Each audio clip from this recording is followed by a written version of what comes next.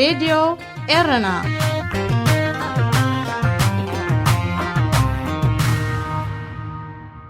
عزوز سلامتنا تقبلوا أبستفل عليكم عاد علم كوينكم نمدبات راديو إيرنا التكتاتلو زخبركم سمعتنا نايلومي سولوس 18 سنة كلتشعن 19 فنوى راديو إيرنا كموترو بزينا يجمر فلما أرستاتو መንግስቲ ኤርትራ በካቶሊካዊት ቤተክርስቲያን ዝውንና ትካላት ጥዕና ክገራ ወሲኑ ኤርትራን ኢትዮጵያን ኣብ ጉዳይ ሱዳን ዝተፈላለየ መርገጽ መውሳደን ሻቆለት ይፈጥር ፕሬዝዳንት ግብጽ ነበር መሐመድ ሞርሲ ሞይቶ هذه إذاعة إيرنا هنا إذاعة إيرنا الدولية ዕለታዊ ዜና መንግስቲ ኤርትራ በካቶሊካዊት ቤተክርስቲያን ኤርትራ ከመሓደራት ጸንሓ ክሊኒካት ክግረን ምውሳኑ ኣብ ሓያሎ ኤርትራውያን ቁጥዕ ፈጢሩ እተን በካቶሊካዊት ቤተክርስቲያን ከመሓደራት ጸንሓ ክሊኒካት 22 ኮይነን ኣብአን ተዓዊቦም ጸንሑ ሕሙማት ብሓይሊ ነንገዝኦም ክፋነው ብኣባላት ጸጥታ ከም ዝተቐሰቡ ይግለጽ መራሕቲ ሃይማኖት ካቶሊክ ናብ መንግስቲ ኤርትራ ኣብ ዝለኣኽዎ ጥርዓን ሕጊ ኣብ ዘለዋ ሃገር ብኢደዋኒን ትካላት ጥዕና ምዕሻግ ዝግባእ ከም ዘይኮነ ገሊጾም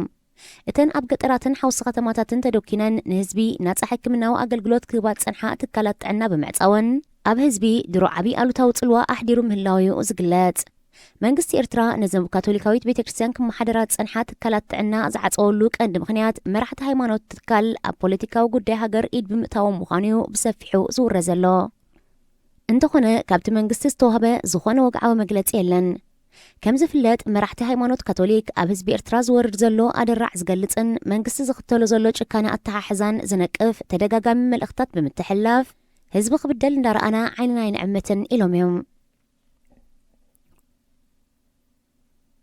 ኤርትራን ኢትዮጵያን ኣብ ጉዳይ ሱዳን ዘለዎን መርገጺ ብምፍላዩ ነቲ ከም ሓድሽ ጀሚሩ ዘሎ ዝምድነአን ከይትንክፎ ስግኣት ከም ዘሎ ተገሊጹ ኤውሮጳውያን ዲፕሎማሰኛታት ነዚ ስግፍታት ዝገልጹ ዘለው ወታደራዊ ጉጅለ ሱዳን ምስ መንግስቲ ኤርትራ ድሕሪ ዘካየዶ ርክብዮ ከም ዝፍለጥ ፕሬዚደንት ኢሳያስ ምስ ኢትዮጵያ ድሕሪ ዝፈረሙ ዕርቀ ሰላም ዶባት ክልተን ሃገራት ንግዚኡ ተኸፊቱ ድሕሪ ምጽንሑ ካብ መንግስቲ ኤርትራ ዝተወስደ ስጉምቲ ዳግም ተዓጽዩ በንጻሩ ኤርትራ ምስ ሱዳን ዘዳውባ ከባቢታት ክፉት ክኸውን ኣብ ስምዕ ከም ዝተበጽሐ ወግዓዊ ልሳን መንግስቲ ሱዳን የመልክት ንወታደራዊ ጉጅለ ሱዳን ዝመርሕ ዘሎ ሌተናንት ጀነራል ዓብደልፈታሕ አልቡርሃን ምስ ፕሬዚደንት ኢሳያስ ንምርኻብ ብዓርቢ 14 ሰነ ናብ ኣስመራ ከም ዝተጓዕዘ ዝፍለጥ እዩ ኣብ ትርክብ ናጻ ምንቅስቓስ ሰብን ንብረትን ከምኡውን ቁጠባዊ ምትሕጋዝ ኣብ መንጎ ክልተን ሃገራት ኣብ ስምዕ ከም ዝተበጽሐ ይግለጽ ኣብ ትርክብ ኣብ ሱዳን ተፈጢሩ ዘሎ ፖለቲካዊ ቅልውላው ብህዝቢ ሱዳን ጥራይ ክፍታሕ ኣለዎ ድሕሪ ምባል ፕሬዚደንት ኢሳያስ ስልጣን ኣብ ኢቲ ወታደራዊ ጉጅለ ክጸንሕ መርገጺ መንግስቲ ኤርትራ ምዃኑ ገሊጹ በንጻሩ ኢትዮጵያን ሕብረት ኣፍሪቃን ጉዳይ ሱዳን ብሰላማዊ መንገዲ ክፍታሕን ስልጣን ናብ ሲቪላዊ ምምሕዳር ክሰጋገርን ናይ ሽምግልና ተራ ክጻወቱ ሓቲቶም እዮም ኣብ ጉዳይ ሱዳን ሓያሎ ሃገራት መምስ ረብሐን ብዛመድ ንወታደራዊ ጉጅለን ንምንቅስቓስ ናጽነትን ለውጥን ክድግፋየን ተራእየን ኤርትራን ኢትዮጵያን ከዓ እዚ ኣብ ጉዳይ ሱዳን ሒዞንኦ ዘለዋ ዝተፈላለየ መርገጺ ነቲ ገና ተነቃፊ ዘሎ ዝምድንአን ብኣሉታ ከይጸልወዩ ዘሎ ስክፍታቶም ዲፕሎማሰኛታት ፕሬዝዳንት ግብጽ ነበር መሐመድ ሞርሲ ኣብ ቤት ፍርዲ ድሕሪ ምቕራቡ ብሕማም ህይወቱ ከም ዝሓለፈት ካብ ካይሮ ዝተመሓላለፈ ዜና ኣመልኪቱ ሕስኒ ሙባረክ ብህዝባዊ ናዕቢ ድሕሪ ምዕላው ብዲሞክራሲያዊ ምርጫ ስልጣን ጨበጠ መሐመድ ሞርሲ ኣብ 2013 ብወታደራዊ ዕልዋ ካብ ስልጣኑ ከም ዝተገለፈ ይዝከር ሞርሲ ብሽዱሽተ ገበናት ክስ ተመስሪትዎ ኣብ ቤት ማእሰርቲኡ ጸኒሑ ገለ ካብኡ ኣብ እዋን ህዝባዊ ናዕቢ ናይ ዝተቐትሉ ሰልፈኛታት 20 ዓመት ማእሰርቲ ብስለያ ንመንግስቲ ቀጠር ንሕልፈት ዝብል ይርከቦም እንተኾነ እቲ ፕሬዝደንት ነበር ኣብ ቤት ፍርዲ ኣብ ዝቐረበሉ ን20 ደቓይቕ ሃልዋቱ ጥፊኡ ድሕሪ ምጽናሕ ናብ ሆስፒታል ኣብ ዝውሰደሉ ዝነበረ እዋን እዩ ሞይቱ መሐመድ ሞርሲ ብሕማም ሽኮር ጸላም ከብድን ኩሊትን ነዊሕ ክሳቐ ከም ጸንሐ ዝገለጹ ምንጭታት ዜና ሃገር ኣብ ትሕቲ ቀይዲ ኣብ ዝነበረሉ እዋን እውን ሕክምናዊ ረድኤት ተነፊግዎ ምንባሩ ይገልጹ ፕሬዝደንት ቱርኪ ጣይብ ኤርዶዋን ቀዳማይ ናይ ሓዘን መልእኽቱ ዘመሓላለፈ መራሒ ሃገር ኮይኑሎ እቲ ፕሬዝደንት ንመሐመድ ሞርሲ ስውእ ኢሉ ብምስማይ ዝተሰምዖ ሓዘን ገሊጹ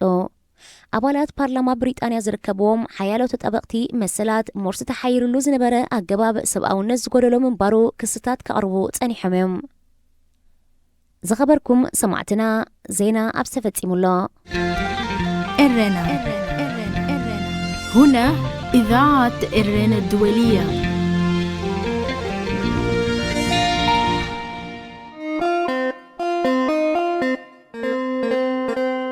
جنا أدم أبرد إيرنا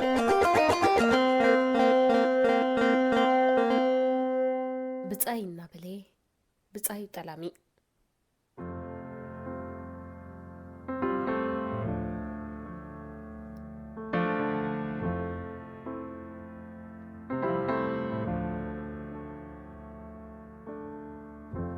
Today's my birthday, 26 years on earth. It's nearly 10,000 mornings. Well, it didn't go too fast, it didn't go slow. تاريخ برتاو تقادلو سبي إرترا، تاريخ سدرابيت، تاريخ ولود، تاريخ ولادي، تاريخ بعلتندا، تاريخ تا مرعات، تاريخ تا مبلت، تاريخ تن بزي حد جيز أنتا سدرابيتاتيو. كنا زي تنزنتوي مانكا كابت بحركوا زي تلعلو في السامتات دمايو.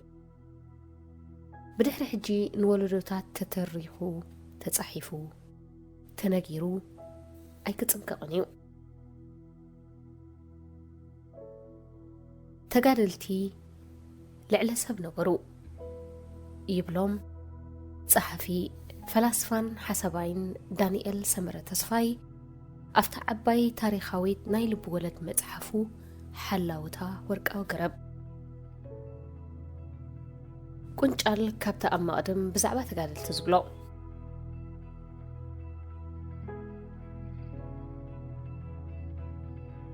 إتا حساب لبولد نتوم كندي بقتات التاريخ تقادلتي بملؤ نتعنت نمقلات نمخاليو لبولد بمسرتو مقنان مالت دراماتيزيشن كون النتيو تقادلتكن نبعلم قنونات نبرمو بتوسخي مقنانوم عيدلينن زتقانونو زمسلو تباياتكن أبت مسحف اللو أي تقانونون نخلهم تبايات نمقلات بأكل زي كالكوينو كاب حدن لعل تبايات أب حد تباي كترنفهم تقديدي امبقر ميناب بزحات تبايات أب حد سبنت استوها ديو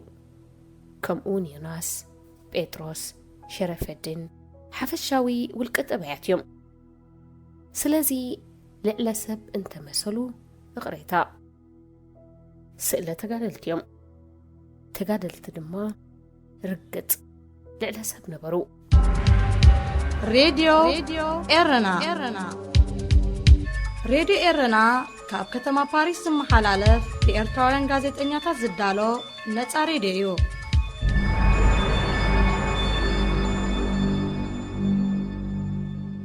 جزاء فتوتي هوتو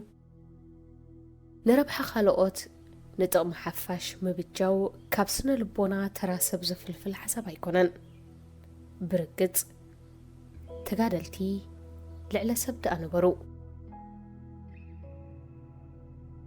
نقولنم مقالستم كأ أمونات بوزت نبرو أنا خحلف أنا با أنا تبها خلو نفسهم قدمت بتايم وفيهم كحلفو كبتجو زي ما تقو زقرم فطرات تقادلتي لعلا سب نبرو تقادلاي لعلا سب نبرات تقادليت لعلا سب نبرات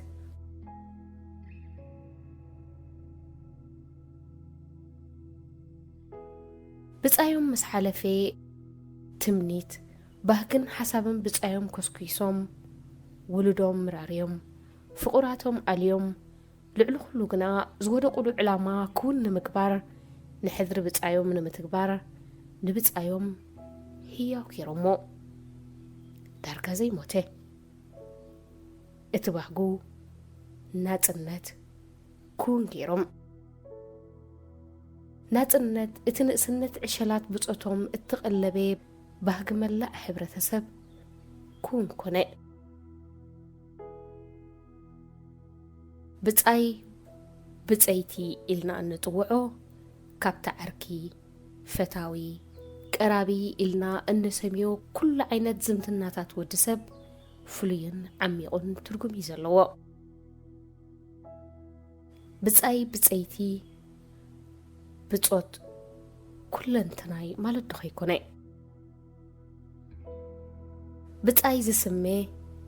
ከም ነፍሰይ ረልዕል ነፍሰይ ዝሕልዎን ደው ዝብለሉን ጎነይ እዩ ዘስምዕ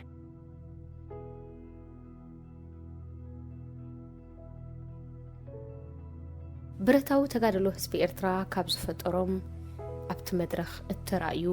ኣደናቕን ፍሉይን ሓደ ብጻይነት እዩ ከምቲ ቅዱስ ጽሑፍ ዝብሎ ንብጻይካ ከም ነፍስኻ ኣፍቅሮ ብግብሪ እተራእዮ መድረኽ ኩሉ ሰብኣዊ ጽባቐ ድማ ነበረ ብዕላማ ብኒሕ ብተወፋይነት ብጅግንነትን ቆራጽነትን ልዕሊ ኩሉ ድማ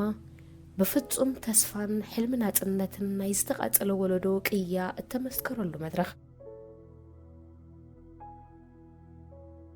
إذ فتصم ملكوتاون منفساون ترجم زتقرب بصاينت كم قدوس نجر بوازا كزنتل كل عالدما أي متقبون أبناي لومي رموس منفس هجراونتن تسفا قراتنتن كل مدرخ زي بصاينتن زنجدل إيرترا منفستي قدمي نبصاي إنا بلز دفاء زنبر جنشل زباجو ጉጅለ ጉሓላሉ ብጻይ ብጸይቲ ኢሉ እንክጸዋዋዕ ኣብ ልዕሊ ህዝቢ ኣብ ልዕሊ ሓደ ስውእ ሓንቲ ስውእቲ ጥራይ ዘይኮነ ኣብ ልዕሊ ጽላት ዕላምኦምን ንዕቀትን ባጫንዩ ዕሸላት ንሃገር ንህዝቢ ንወለዶታት ኣብ ናይ ትማል ታሪኽ ከም ዓለባ እናተተርተሩ ናብቲ ዘይምለስ ዓድሞት ክሓልፉን ከለዉ ካብ ቃልሲ እግሪ ያውፅእኒ ኢሉ ዝፈርጠጠ ወገን እረገሊኡ መላእ ስድራ ቤቱ ሒዙ ዝሃደመ ኣብ ዓዲ ስደት ናይ ተመጽዋትነት እንጀራ ገፋጊፉ ኣብ ዝጠዓሙ ነይሩ ሃገር ዕሸላት በሊዓ ደው ምስ በለት ኣብቲ ዘይተኸሎ ዳስ ብስም ሃገራውነት ከውደኽድኽ ክስዕስዕ ክመርሕን ክሰብኽን ነብሱን ነብስ ኸማኡ ዝኣመሰሉ ብጻይነት ብግብሪ ክትርጎም ዝበኸሩ ተበለጽቲ ብስምቲ ህያው ተጋዳላይ ተጋዳሊት ብጻይ ብጸይቲ ኢሉ እንክጸዋዋዕ ክትዕዘቦ ናይ ታሪኽ ልግጫ የደንጹ እረ የደንጹ ክሳብ መንጽሮር ዝሕዘካ የደንጹ ሙሉእ ሕልምቲ ህይወቱን ንእስነቱን ዝኸፈለ ወለዶ ውልዳን ቤታን ዝጸነተት ስድራ ملا حزب إرترا دما بعبيئو كشكعلو إننا نعزب هذه إذاعة إرنا هنا إذاعة إرنا الدولية كبرات خاتل تمربنا نايلو متحستو إذا تكتاتلو تصنحكم ينيرو أبا زمت أصومن بخالا رستي دقيمنا هنراخبينا كساب شعو سسناين خلنا دحنكنيو راديو إرنا راديو إرنا كاب كتما باريس محلالف بإرتوارن غازت إنياتا زدالو نتسا راديو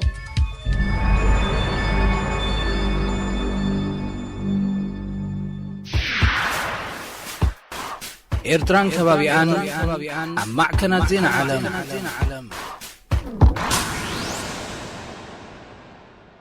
سلام زخبركم تخطاتلتي مدب إرتران كبابيان كم يتغنيو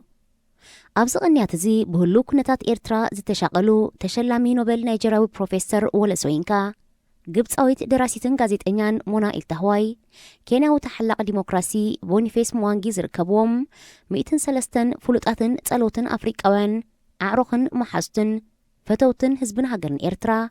نا بريزيدنت إسياس أفوركي قلوع دبداب بمسحفهم الزرارة بخوينو كانيلو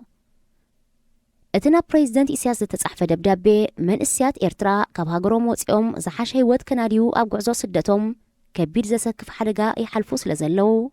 إرترا مبقتاو سبقاو مسلات بمخبر زيكا أب هاجروم كاسينو من خنبرو عدل كتب زمحتانيو መንግስቲ ኤርትራ ነቲ ኣገዳሲ መልእኽትን ጻውዒትን ኣፍሪቃውያን ኣሕዋትን ምላሽ ምሃቡ ናይ ብሓቂ ዝምስገን እዩ ቅድሚ ሕጂ ብዙሓት ቅዱሳት ዜጋታት ብውልቅን ብጉጅለን ተመሳሳሊ መልእኽቲ ዝሓዘ ቁልዑን ዘይቁልዑን ደብዳቤታት ልኢኹም እኳ እንተነበሩ መብዛሕትኦም ግን ምላሽ ኣይረኸቡን። እቲ ሕጂ ኣዘራረበ ኮይኑ ዘሎ ጉዳይ ስለምንታዮም እዞም ቅዱሳት ኣፍሪቃውያን ኣሕዋት ናብ ፕሬዚደንት ኢሳያስ ቅሉዕ ደብዳቤ ክጽሕፉ ወሲኖም ዝብል እዩ። ናይ ሎሚ መደብ ኤርትራን ከባቢያን እምበኣር ነዚ ጉዳይ እዚ ክደስስ ክፍትን እዩ። ምክትታልኩም ንዕድም። هذه إذاعة إرنا. هنا إذاعة إرنا الدولية. ኤርትራ ኣብ ዝሓለፈ 20 ዓመታት ብግህሰት ሰብኣዊ መሰላት ክትንቀፍን ክትክሰስን ጸኒሓላ። ኤርትራውያንን ኣህጉራውያንን ተጠበቕቲ ሰብኣዊ መሰላትን ጸለውቲ ውልቀ ሰባትን ብተደጋጋሚ ኤርትራ ነቲ ድሕሪ ናጽነታ ከም እተኽብሮ ቃል ዝኣተወትሉን ዝፈረመትሉን ኣድማሳዊ ሰብኣዊ መሰላትን መንፈሱን ከተኽብር ክጽውዑ እኳ እንተጸንሑ መንግስቲ ኤርትራ ግን ሕቡእ ኣጀንዳ ዘለዎ ብሰብ ረብሓ ምዕራባውያን ዝተዋደደ ውዲት ብምባል ክነጽጎ ጸኒሕሎ። ዓመ ከምዚ እዋን ወጥሪ 20 ዓመት ዶባት ኢትዮ ኤርትራ ብሰላማዊ መንገዲ ምስ ተፈትሐን ዝምድና ኤርትራን ኢትዮጵያን ምስ ተመሓየሸን ኣብ ኤርትራ ብዙሕ ለውጢ ክመጽኡ ዝብል ተስፋታት ተወለድቲ ተሃገርን ዓሩኽን ፈተውትን ደለይቲ ሰላም ክልቲኡ ህዝብታትን ዓብዩ ነይሮ። እንተኾነ ኣብ ኤርትራ ነገራት መመሊሱ ክጸብብ እምበር ክርሁ ስለ ዘይተረኣየ ኣብ መላእ ዓለም ኣብ ስደት ዝነብሩ ዜጋታት ኤርትራ ይእከል ዝብል ውዕውዕ ተቃውሞ ኣስሚዖም። እንተኾነ እቲ ጸገምን ሽግርን ኣብ ቤት እቲ ኣውያትን ቁጥዐን ኣብ ስደት ስለ ዝኾነ እቲ ክውንነት እውን በበይኑ ብምዃኑ መቓልሕ ተቃውሞ መንእስያት ኤርትራ ከም ህዝባዊ ናዕብታት ሱዳንን ኢትዮጵያን ንመንግስቲ ኤርትራ ለውጢ ክገብር ኣይደፍኦን። ስለ ዝኾነ ኸኣዮም ከም ወለን ሞናን ዝኣመሰሉ ስሙያት ጸሓፍቲ ዝርከብዎም 103 ጸለውቲ ኣፍሪቃውያን ፈተውቲ ህዝብን ሃገርን ኤርትራ ንዲፕሎማስያዊ ዝምድና ኤርትራን ኢትዮጵያን ብምስጋን ህዝቢ ኤርትራ ዝግብኦ ሓርነታት ክረክብ ዝጽውዕ ቁሉዕ ደብዳቤ ናብ ፕሬዚደንት ኢሳያስ ልኢኾም። ብ13 ሐምለ 1934 ኣብ ምዕራባዊ ናይጀርያ ኣብ ኣቤክቶ ጥቓ ኢባዳን ዝተወልደ ወሎ ሶየንካ ኣብ ዩኒቨርሲቲ ናይጀርያን ዓዲ እንግሊዝ ሊድስን ስነ ጽሑፍን ድራማን ኣጽኒዑ ብዶክትሬት ማዕረግ ተመሪዖ። ኣብ ዝተፈላለዩ ዩኒቨርሲታት ዓለም ካምብሪጅ፣ ሸፊልድ ዩኒቨርሲቲ የል ኣሜሪካ ከም ዕዱም መምህር ምሂሩ። ኣብ ዓዲ እንግሊዝ ኣብ ትምህርቲ ኣብ ዝነበረሉ እዋን ኣብቲ ዝዓበየ ሮያል ኮርት ቲያትር ለንደን ድራማታት ጽሒፉን ሰሪሑን። ኣብ 1960 ከዓ ናይ ሮክፌለር ማህደረ ትምህርቲ ረኺቡ ኣፍሪቃዊ ድራማ ከጽንዕን ክምህርን ናብ ናይጀርያ ተመሊሱ። ኣብ ኩናት ሓድሕድ ናይጀርያ ተኽሲ ክቋረፅን እቲ ኩናት ክዓርፍን እትምሕፀን ዓንቀጽ ምስ ጸሓፈ ምስቶም መሰል ርእሰ ውሳነ ይግባአና ኢሎም ዝቃለሱ ዝነበሩ ዕጡቓት ባያፍራውያን ወጊንካ ተባሂሉ ን22 ነዋርሕ ተኣሲሮ። ወላ ብቋንቋ እንግሊዝ ኣስታት 20 ረዚንን ዓሚቕን ስራሓት ስነ ጽሑፍ፣ ድራማ፣ ኖቨልን ግጥምን ኣፍርዮ። ኣብ 1986 ከዓ ብፍርያቱ ናይ ኖቨል ሽልማት ረኺቡ። ወለ መንግስቲ ሃገሩ ንዝፍጽሞ ዝነበረ ገሰት ሰብኣዊ መሰላት ብቐጻሊ ይነቕፎ ብምንባሩ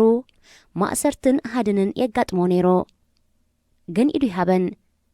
ደቂ ሰባት ብዘይፍርሕን ራዕድን ብሙሉእ ሓርነት ክነብሩ ይግባእ ዝብል እምነት ነይርዎ። እቶም ንምዕራባውያን ገዛእትን ምሕደረኦምን ዝነቕፉን ዝውግዙን መራሕቲ ኣፍሪቃ ካብቶም ዝነቕፍዎም መራሕቲ ንላዕሊ ዝኸፍአ ግህሰት ዓመፅን ክፍጽሙ ክትርኢ ዘሕዝን እዩ ባህላዩ። ስለ ዝኾነ ዜጋታት ሃገሩን ኣፍሪቃን ብሓርነት ክነብሩ ኣለዎም ብዝብል እምነት ንሰብኣዊ ግህሰታትን በደልን የቃልዕን ይቃወምን ነይሩ። እዚ ሕጂ ምስ ቅዱሳት ኣፍሪቃውያን ኣሕዋቱ ናብ ፕሬዚደንት ኢሳያስ ዝጸሓፎ ሰብኣዊ መሰላት ዜጋታት ክኽበር ዝጽውዕ መዘክር ከዓ ንሕልንኡን ድሕረ ባይትኡን ዘንጸባርቕ እዩ። ኣብ ዘበነ ንእስነት ወለ ብዙሓት ኣፍሪቃውያን ምሁራት ፓን ኣፍሪካኒዝም ብዝብል መንፈስን ስምዒትን ኣፍሪቃውያን ከም ዜጋታት ሓንቲ ክፍሊ ዓለም ሓቢርናን ተሰሪሕና ጥራዩ ክሓልፈልናን ክንዓብን እንኽእልን ዝብል ኣተሓሳስባ ሒዞም ክንቀሳቐሱ ጀሚሮም ነይሮም። ግን ከዓ ክውንነት ኣፈጣጥራ ሃገራት ኣፍሪቃን ጽልዋታት ዝተፈላለዩ ገዛእትን እቲ ሓሳብ ኣብ ህዝቢ ኣፍሪቃ ክሰርጽ ኣይከኣለን።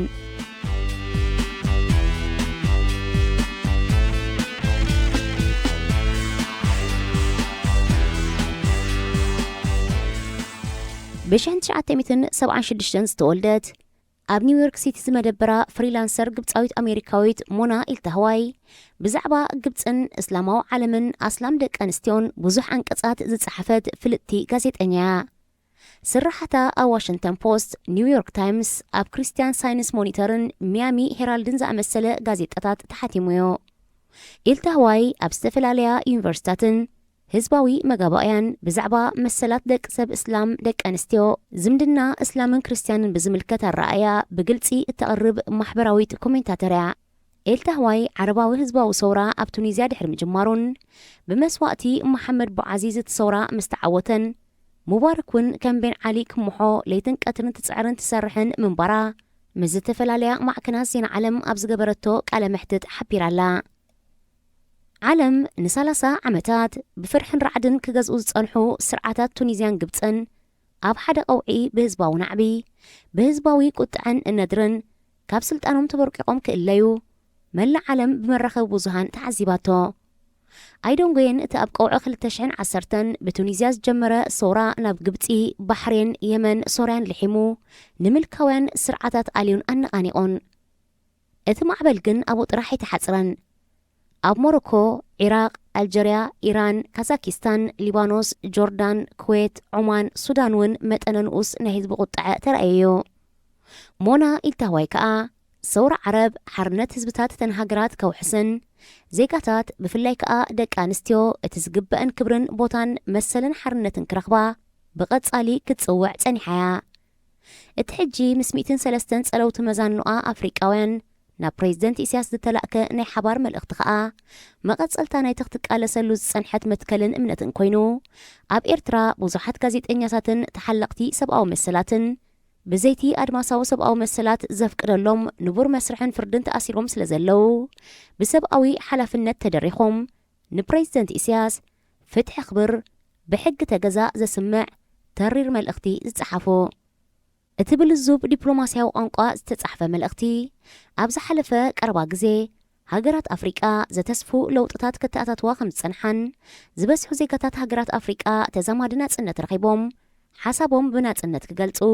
ጌሾም ክምለሱ፣ ብነፃ ክንቀሳቐሱ፣ ኣብ ትሕቲ ጽላል ግዝኣተ ሕጊ ብማዕርነት ክነብሩ፣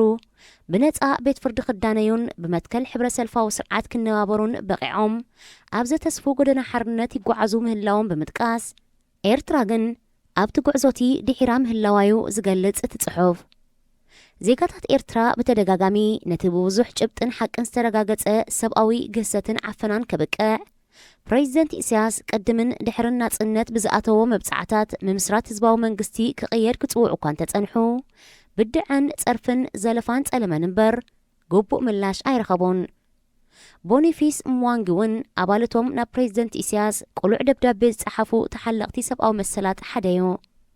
እዚ ኣብ 1983 ዝተወልደ ፎቶግራፈር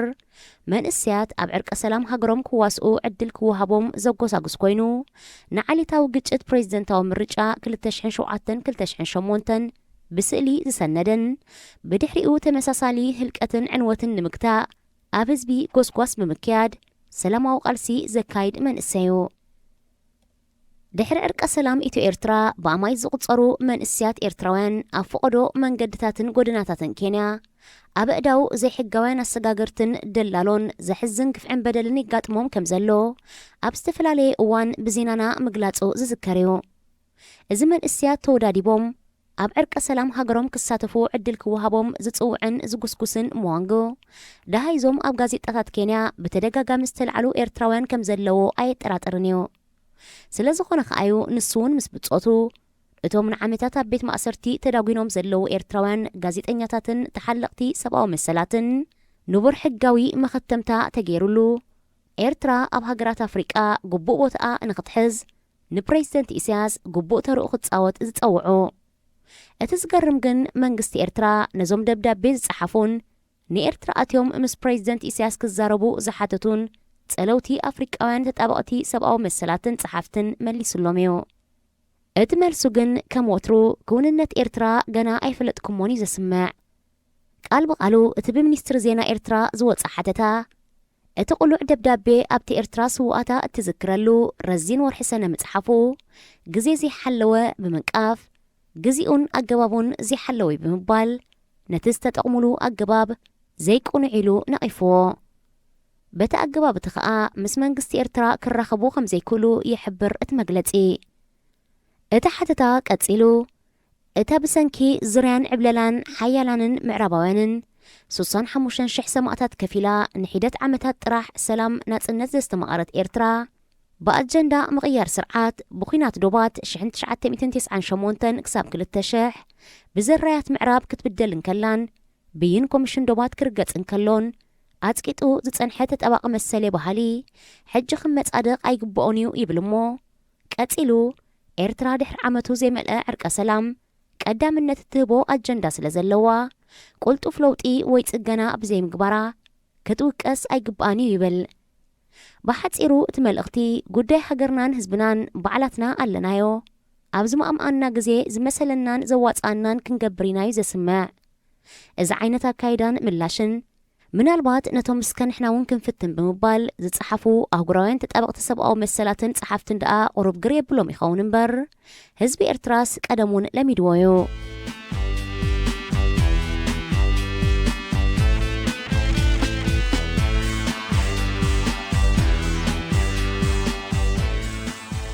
ሕቶ መላእ ህዝቢ ኤርትራን ሕቶ ፈተውትን ኣዕሩኽን ህዝቢ ኤርትራ ሓንቲያ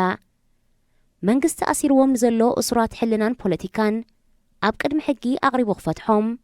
ብዘይንቡር መስርሕ ፍርዲ ንኣስታት 2 ዓመታት ስለ ዝቐየዶም ክኽሕሶም ኣብ 1997 ብሃገራዊ ባይቶ ዝጸደቐ ሃገራዊ ቅዋም ክትግበር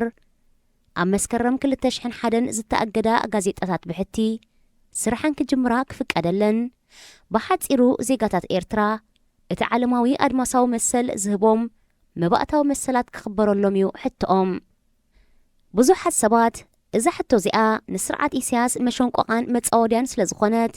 ኣይትጸበይዋ ምኽንያቱ ብዙሓት ካብቶም ተኣሲሮም ንብሎም ዘሎና ፖለቲከኛታትን ጋዜጠኛታትን ኣብ ጎዳጉዲ ዒላዒሮ ከም ዝሞቱ ብሓለውቶም ተነጊሩናዮ ስለዚ ካበይ ኣምፂኡ ክፈትሖም እዞም ሰባት እዚኣቶም ከዓ ብኣካል ቀሪቦም መልሲ ክሶም ስለ ዘይሃቡ ብዓመፅን ግፍዕን ስለ ዝተኣስሩን ዝተሰወሩን ኢሳያስ ነዚኣ ክፍጽማ ኣይክእልን እዩ ስለ ዝኾነ ከዓዩ መመሊሱ ተስፋ ዝቑርጽ መመሊሱ ዘሕርቕ ተግባራት ክፍጽም ንሪኦ ዘለና ይብሉ ካልኦት ደለይቲ ሰላማዊ ገስጋስ ከዓ እቲ ከም ሂውማን ራይትስ ዎች ዝኣመሰሉ እሙናት ኣህጉራውያን ተጣበቕቲ ሰብኣዊ መሰላት ኤርትራ ኣብ ዝሓለፉ 13 ዓመታት ኣሽሓት እሱራት ሕልናን ፖለቲካን ስለ ዘለዋ ነቶም ዘለዉ ፈቲሓ ነቶም ዝተወጽዑ ክሒሳ ንቕድሚት ክስጉም ኣለዋ ይብሉ ባህርን ጠባይን ዝስርዓት ዘጽንዐን ዝረኣየን ሰብ ብዙሕ ስለ ዝተሞክረ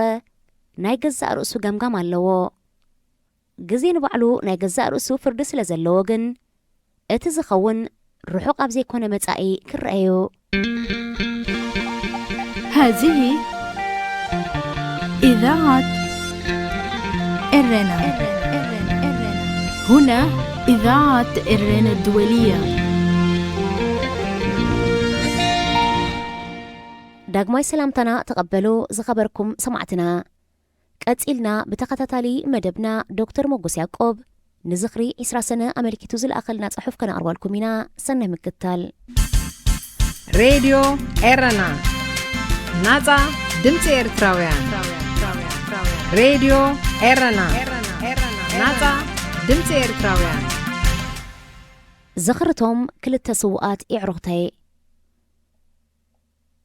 ናይ ሎሚ ጽሑፈይ ብምኽንያት 20 ሰነ መዓልቲ ሰማዕታት ኤርትራ እቶም ቅድሚ ናጽነት ዝተሰውኡ ሃገር ረኪቦምና ሓሊፎም ግና ብድሕሪ ናጽነት ብሰበብ ድቦም ሲሎም ምጽናትና ዝተፈረድና ምዃኑ ምስ ተሰወጠካ መዓንጣ ኽብድኻ ዝቐርጽ ፍጻሜታት ዝሓለፈ 20 ዓመት ይቕረ ዘይበሃሎ በደል ኣብ ልዕሊ ዝመንእሰይ ተፈጺሙ ብርግጽ ኣብ ሂር ዝበለ ዝዓመረ ጓይላ ናጽነት ተጸሚድና ተጋዳላይን መሪሕነቱን ከም መላእኽቲ ተቐቢልና ንዝሓለፍዎ ክርተት ገድሊ ኣድናቆትና እናገለጽና ንመስዋእቲ ከም መርዓ ንስንክልና ከም ስልማት ንዘይንቡር ከም ቅቡል ዝወሰደ ወዲ ኣዳም ቀያናይ ዘመንና ተሰሪሒልና ብዓይንና ርኢና ኣድኒቕናሎም ብኣፍና መስኪርናሎም ነዚ ክቡር መተካእታ ዘይብላ ህያብ ዝሃበ ተጋዳላይ ዓበ ክብርን ኣድናቆትን ዝዓበየ ማዕረግ ይግብኦ ስለ ዝኾነ ድማ ከይተዳሃዩና ኣቤት بزي حتو خنእزازهم كنلأخهم مس نفسنا قالأتنا كمرحنا أفدق قلبنا بملوء أمنات يبنايوم مسحلنا تسمامعنا زحاتتو بزي بك خنهب تدالينا أبلبنا قزيف بوتا حزينا اللوم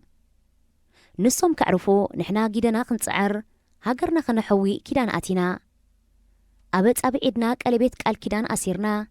لبا مات عليت مرحتي أما أزنتي حيال بدهولو تيوميلنا أمينا مرعى هاجر أمونغو من إسياتن تقادلتن تفراريمو من إسيات كي تتقوعنا أبيتنا تأززنا حراي بزي حتو خوينو قال كيدان أبزخ زنقع زيبولو نتترا تقادلاي إزخيدان قبو إنيرو نتتألم إسياس من صحودات قجلوغن وحس يقب إلنا كان حزو يقبأنا نيرو من قد إسياس جن قال تفقات مخانو كي استبهالنا له زقميلو من قد تفقات سرحولنا أب هاجرنان هاجراونتن تحبيقو نقال زي نقحات قتلتن مأسرتن ألا ميدولنا بقول باب هاجراو أقلقلوت سواس فيرونا نقزاز تملسة تهدسو تعليم تبايلو أب تحتيك وتتصرو يأتيو لمعات تقول بيبو نبارنت فريدونا نسو بتنكولو نحنا بقرهنانا نوح من قد دخنكو عاز تقديدنا بحمز الزبالة اند قتله من السي بهريرو نسدت هات مسبلة نزترفة مسججوة اتنكو مقات امتو حيلو ويانا بنعبو أرومو مستقالي قداينا قداي دوب كم زي كونا دما حق انت المتن قاس نقاس تقات إيمان كم تبونا أبوي ولد أبزبلوو إذا هاجر أملاخ زودو دفي اللايمو زتن كفا ويلو استبهله إنه ني 5 عمت متلالو أبكيعو تفدحو أبتصح زبالة حكي تفاتتنا يأكل يبلولو وتحزبي هذه إذاعة إرنا.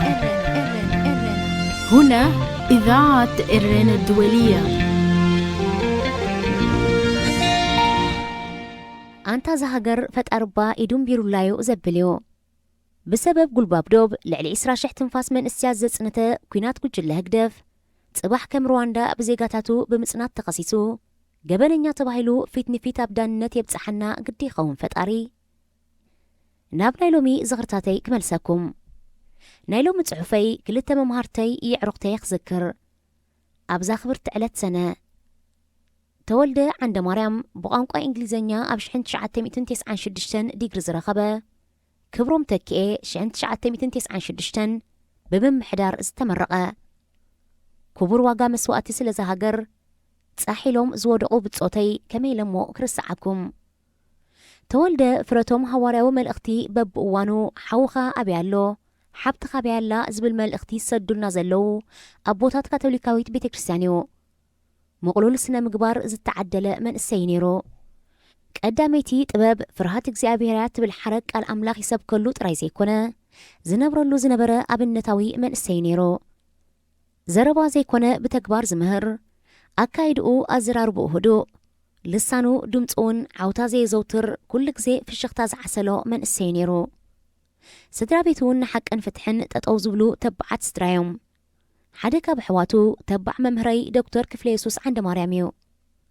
از ممهرزي أبقع زي هوتي كابتوم زي رسعو عوتي انتيلا سمو خيط أسكو كحل فايكلن بفلاي مانيجمنت انفورميشن سيستم كمهرن كالو إرترا ني أفريقيا سينغابور كنقبراينا زبل بهاقو طبقيو جن منغستي رأيو مسعامون كإلت محدرون كمون كحقاس فقادنيا زي كونا بحافشا نمنغست تقبلو زخيل قعزو أي جمرن بسمعيت كوينات كتمرحي كاليو بسمعيت بقعة فلتأتن زي بلوغن حادقن ياي زبل أب مونغو تمهرتي كل زي استقصو زعباينيرو تمهارو دما انت سمعيت انت سقدلت فلتأت وعي كتعات أب كفليك أتسالي نيرو رديتنا نمسفاح بقولش خوينا نيشتو مصنعتاو مرمر كنقبر عيو غزاهبنا ابتكالات منقص خيدنا حبريتا خنأكب صاب دما كنقرب تلاخنا اتي ساينساو مصنعتون ناب كلن ناي منقستي اكلات تمقاقيلنا اكايدنايو دارغا كلو وصيت مصنعت دما مسمهور دكتور كفليسوس سامع كوينو رخيبنايو قصيلون صغاتات فلطات زيغاتات بغبو كبربر زيغا بمجدالو زيكونه بفلطتو عقمو توداديرو اب سراح كوفر كم زلوو زمكر صحوف The Right Person in the Right Place زبل بإنجليزيا زحتم زنبرة غازيتا منغست بمحتامو كابتي كاب يونيفرسيتي نخسوغوغ حدت أنكي نيرو اتزغرمني سجنتير سرحنا دما بممهر دكتور كفليسوس زحلفو تمهارو نزي سرعات كدقفو خسمع انكلخا يقر مكان يحزن كان ترايزي كونه أنتم سبات سلا خطر بها سلطان ويغن زبيلكم حق اندا فلتكم عينكم ايتعمتو نحكي دوولي يبل إذا أوان فلس لزخونة بسمكم كنت صوعكم كنكتدينا مسلني نايلومي زعبايقن زغرتاتي اتوم سوءات تولدن كبرومن سلزخونة نابق ملساكم ليلانا مستولدة بمنقد حدا بيتسوي نيرو كاب متنعتنا أب عرفتنا ووترو شاهي بحدا نست نبرنا أنا كالاي عمد إذا بيتسب تولدة دما قدمي سالسي عمد كوينو بوزح عودة متنعتقن بحدينا نتنع زنبرنا مغنياتو زين فلطوغن إذا سب بحدا ممر قلت عمتها كتاتيلي حلفن أبزا خلق زيغن كلناتهم بتصوتو إذا خاب هلقن تنقلن سبقا سيلنا نامم حدار كسقن مسرت مخيرنايو دفافينايوون أب مونغو حرقانن هلقن تسنينا نناتنا رئيتون تنتانن نهابنا نكلنا سقيلو خسمع زنحة تولد هدئ كنبل مخرنا كمز السعب سنة موغوت أقربلنا إذا قات إموزلون حوي كم أمنتي متسبق يودا أمبر أي كحسمونيو مغنياتو حدا سلامنتاي ممهر نخصص من البات زي جبت وأمرنا يتعاود تمرتسيحيتو كخوني خقل انت دقمون زيادة نتفلت أطويها بتمونيا بلوحانبر أي سنفونيو كالا أي من يفلت إزود كز مسلومي تصباح سلمات كوينو كاب دبنا دخام حنقول بولخيلو كم نسري يعين تلبوي خفتو اللي خون بلنامو شابو نحنا أي تقبلنايون لبكو بس أبدرو تخينونا كم زيلنا دما موغوتنا قدسلنا إذا تبلو زلخا أبيت كريستيان ترايز سبخ قالاتيو أي تعنقفنا حق لنا موغيتنا خنرتع كاسيسنا خندمع فتح خنا نقص نخلينا بالنايو كاتسلو تولدقنا حراي كاتسلو غنزب كتكسريهم وساني ممهر مالت لكع كم دانيانا يكعسيو حانسا استوسنا زي كير فرد مخانو سلمنتاي تزنقعوا بلنا ايدون قوين تعاركناون ترقاقيو تقبلو يعرق تقناي تحقوسنان تمرقتي دحر صومون نساوا مسكدنا إذا عركنا جن سرح رقيبو كساب تعلمنا نملس ناشمون طور حلم دسرح عطريو كل ناس تودادرنا له ملكتا حلاف فاينانسن من محدارن كوينو تحريو زبالت أدوموزن حلاف النتن لعلو كل كوينو مكينانا تتمدي بلو كسرح جمرا دحريو أنا تولد رخبكومو أنت تولد يرأي كادينيري لا حتى تكو تولد جنا يكونن بلني أنت يد قبلكو أنا سنحوي كتصنعنعو هلخ كي لما مدومو عمل كوينو نقصالي هوتو كي هاسيو لمبر لكعكم أخرى كبي خيلي لا أحسبكن حجة أبزخينخ حسبون كاللخو تولد نهلخ كي لما مدو مهيرون نيرو جنبنت أرو هلخ تلما ميدا نخن دي سبكن هاسي خون كبل نفسي كوكس تقصبكو تولد بقن عنا هاقريا يدفرن حدر اللوني حدر سوئلو أبسنخ للتشاح أبكابي تسني أبزنا بروق بجقن النت تصحيلو سلا كبرتي حلفوا اللي إذاعة إرنا الدولية صوت أريتري مستقل راديو إيرنا ناتا دمسي إرتراويان ناب كبروم كملساكم مس كبروم أم مصنع تمسينا كل جزي أنا نجزاي السودم ما نخريا وجم ندبلنا بحريني رجوع زنا كبرومون سوق بهالاي جنا مونغو تركب وزازي في الليو سبورتنيا بفلاي مل على حتين سونتا مهنات إذا زوتر سبينيرو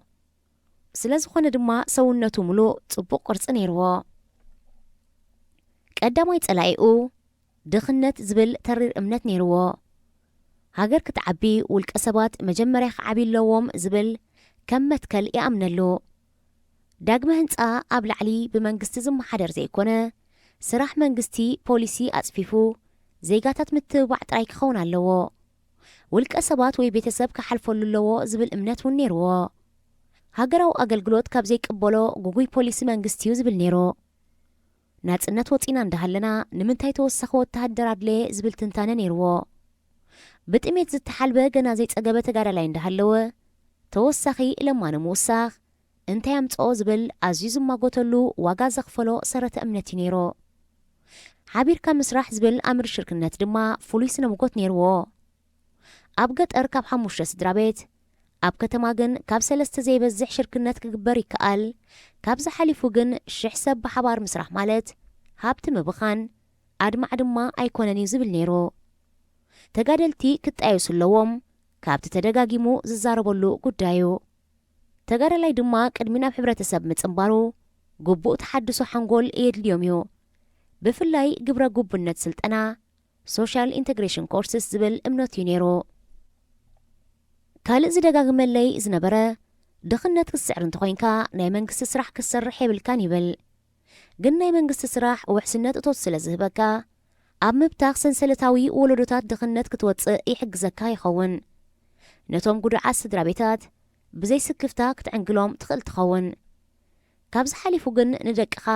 ኣብ ከባቢ ሃብትን ርእሰ ተኣማንነትን ጽግዕተኛ ዘይምዃን ወትሮ ክሓስቡ ክትገብሮም ክትክእል ኣለካ ይብል ነበረ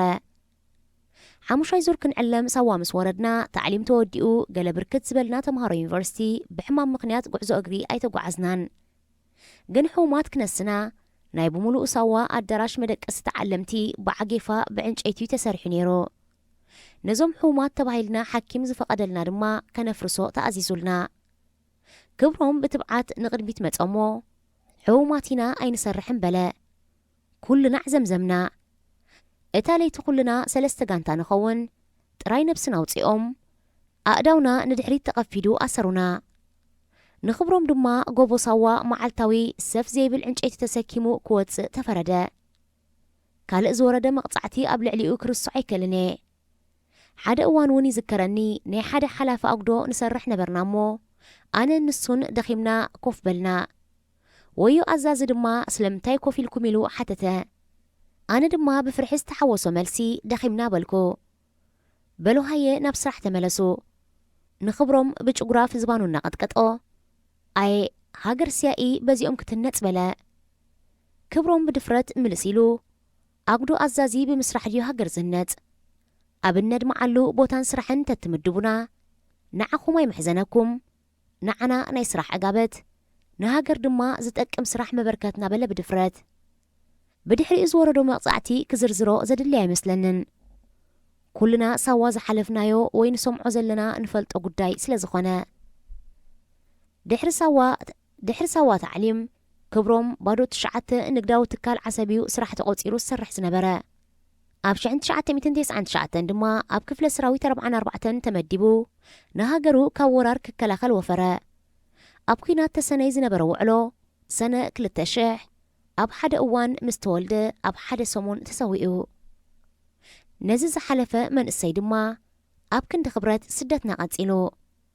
ስቓይና እህታና በዚሑ ከትሪ መሪሩና ተወልደን ክብሮምን ጎዮም ከይጸገቡ ወሊዶም ከይሰዓሙ ሓዘን ንስድራ ቤቶም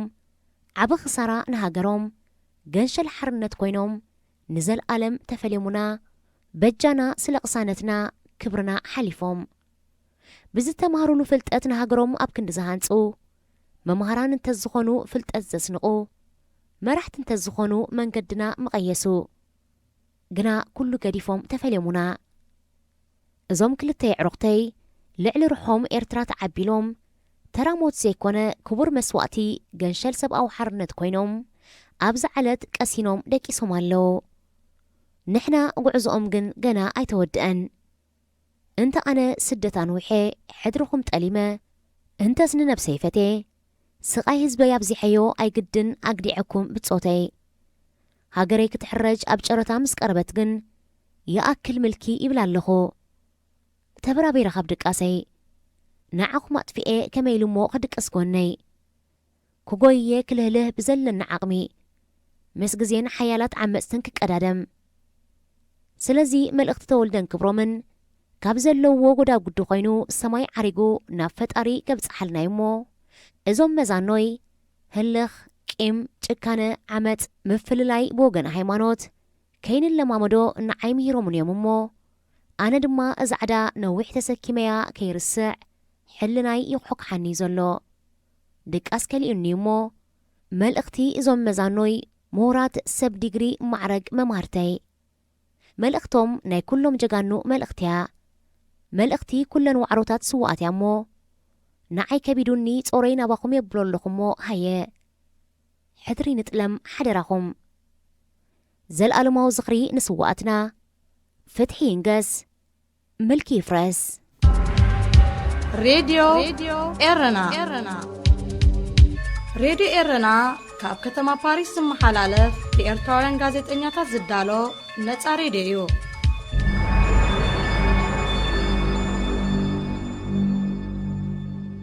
زخبركم سمعتنا نايلومي حفشو مدواتنا نمززام داكماي زينا انهو መንግስቲ ኤርትራ በካቶሊካዊት ቤተክርስቲያን ኤርትራ ከመሓደራ ዝጸንሓ ክሊኒካት ክግረን ምውሳኑ ኣብ ሓያሎ ኤርትራውያን ቁጥዐ ፈጢሩ እተን በካቶሊካዊት ቤተክርስቲያን ከመሓደራ ዝጸንሓ ክሊኒካት 22 ኮይነን ኣብአን ተዓቂቦም ጸንሑ ሕሙማት ብሓይሊ ነንገዝኦም ክፋነው ብኣባላት ጸጥታ ከም ዝተቐሰቡ ይግለጽ መራሕቲ ሃይማኖት ካቶሊክ ናብ መንግስቲ ኤርትራ ኣብ ዝለኣኽዎ ጥርዓን ሕጊ ኣብ ዘለዋ ሃገር ብኢደዋኒን ትካላት ጥዕና ምዕሻግ ዝግባእ ከም ዘይኮነ ገሊጾም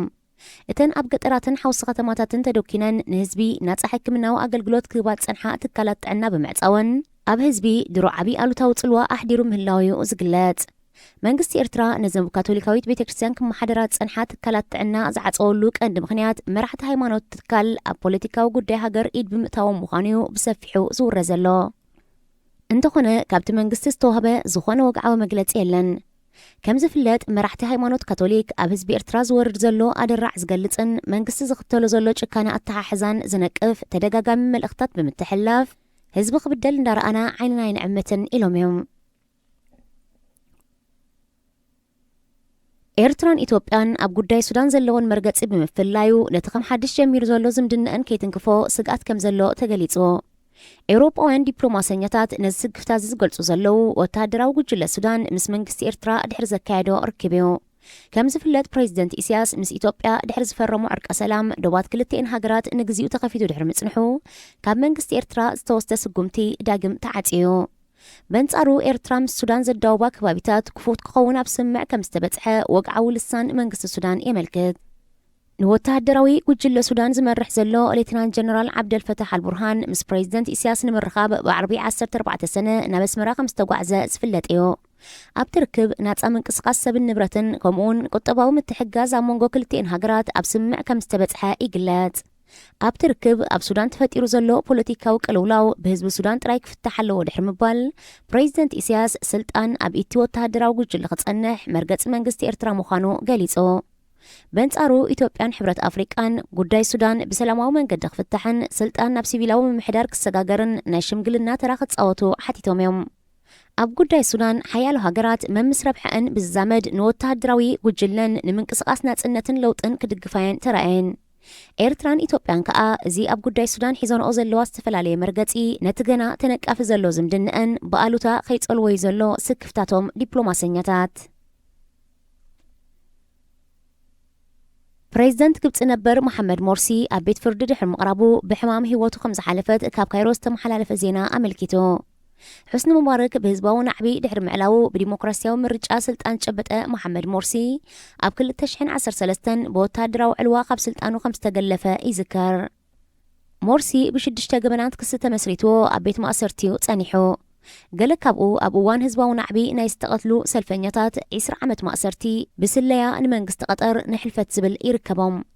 እንተኾነ እቲ ፕሬዚደንት ነበር ኣብ ቤት ፍርዲ ኣብ ዝቐረበሉ ን20 ደቂቕ ሃልዋቱ ጥፊኡ ድሕሪ ምጽናሕ ናብ ሆስፒታል ኣብ ዝወሰደሉ ዝነበረ እዋን እዩ ሞይቱ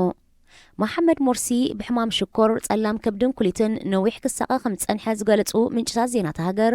ኣብ ትሕቲ ቀይዲ ኣብ ዝነበሩሉ እዋን እውን ሕክምናዊ ረድኤት ተነፊግዎ ምንባሩ ይገልጹ ፕሬዚደንት ቱርኪ ጣይብ ኤርዶዋን ቀዳማይ ናይ ሓዘን መልእኽቱ ዘመሓላለፈ መራሒ ሃገር ኮይኑሎ እቲ ፕሬዚደንት ንመሐመድ ሞርሲ ስው ኢሉ ብምስማይ ዝተሰምዖ ሓዘን ገሊጹ አባላት ፓርላማ ብሪጣንያ ዝርከብዎም ሓያሎ ተጠበቕቲ መሰላት ሞርሲ ተሓይሩሉ ዝነበረ ኣገባብ ሰብኣውነት ዝጎደሎ ምንባሩ ክስታት ከቕርቡ ጸኒሖም እዮም ዝኸበርኩም ተኸታተልትና ነዚ ሰዓት እዚ ተዳልዩ ዝነበረ ሓፈሻዊ መደባትና ኣብ ዝፈጺምና ኣለና ሬድዮ ኤረና